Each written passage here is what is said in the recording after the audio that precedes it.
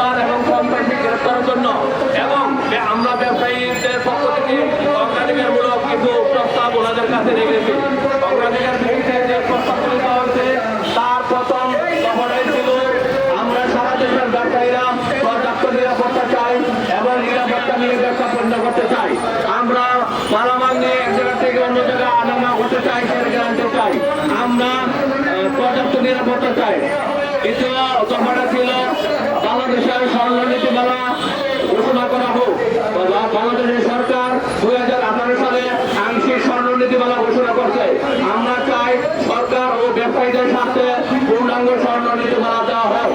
এবং আমাদের আরেকটা দাবি ছিল সারা বাংলাদেশে ব্যবসায়ীদের উপর যে হামলা করে মালামাল নিয়ে গেছে সেই মালামাল উদ্ধার করে ভিকটিমদেরকে ফেরত দেওয়া হোক এবং আগামীতে যাতে এই ঘটনা পুনরাবৃত্তি না ঘটে তার জন্য কঠোর পদক্ষেপ নেওয়া হোক।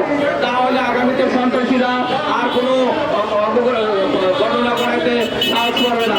তাই আমরা প্রশাসন কাছে আবেদন করছি, আমি জানাচ্ছি বাকি সন্ত্রাসীদের গ্রেপ্তার করা হোক এবং সমস্ত মালামাল উদ্ধার করে ভিকটিম আনোয়ার ভাইকে ফেরত দেওয়া হোক।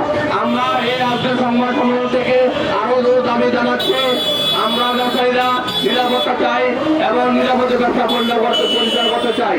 আমরা আজকে স্বাভাবিক পর্যায়ে আন্দোলন করে যাচ্ছি। যদি আমাদের মালামাল উদ্ধার না হয়, সন্ত্রাসী গ্রেপ্তার না হয়, তাহলে আমরা আগামীতে মাননীয় প্রধান উপদেষ্টার কাছে যাব, আমরা দেশের রাষ্ট্রপতির কাছে যাব। তারপরও যদি আমাদের মালামাল উদ্ধার না হয়, সরকার গ্রেপ্তার না হয় এবং সারা দেশে আমাদের ব্যবসায়ী ভাইদের উপর হামলা বন্ধ না হয়, আমরা প্রেস ক্লাবের সামনে আমরা অনুসরণে যাব। আমরা চাই শান্তি শৃঙ্খলা। তাই আমি ব্যবসায়ী প্রতিনিধি হিসাবে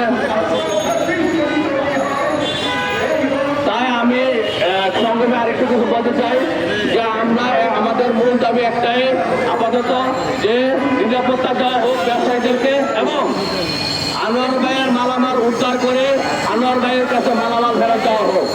এবং আপনাদের সামনে আরেকটা বলতে চাই, ঈদের পরে আমরা সর্বশেষ যেটা বলতে চাই, যদি আমরা ঈদের পরে যদি মালামাল উদ্ধার করে আনোয়ার ভাইকে ফেরত না দেওয়া হয়, আমরা কঠোর আন্দোলনের ঘোষণা দেব। ধন্যবাদ সাংবাদিক ভাইরা এবং ধন্যবাদ ব্যবসায়ী প্রতিনিধিরা। আপনারা সারা বাংলাদেশ থেকে যেভাবে আজকে মানববন্ধনে সমর্থন করেছেন, সহানুভূতি প্রকাশ করেছেন, আশা করি আগামীতে আপনারা আমাদেরকে একইভাবে এবং সাংবাদিক ভাইদেরকে ধন্যবাদ, যেভাবে আপনারা আমাদেরকে সহযোগিতা করছেন, আগামীতেও যাতে এইভাবে সহযোগিতা করেন। আসসালামু আলাইকুম ওয়া রাহমাতুল্লাহি ওয়া বারাকাতুহু।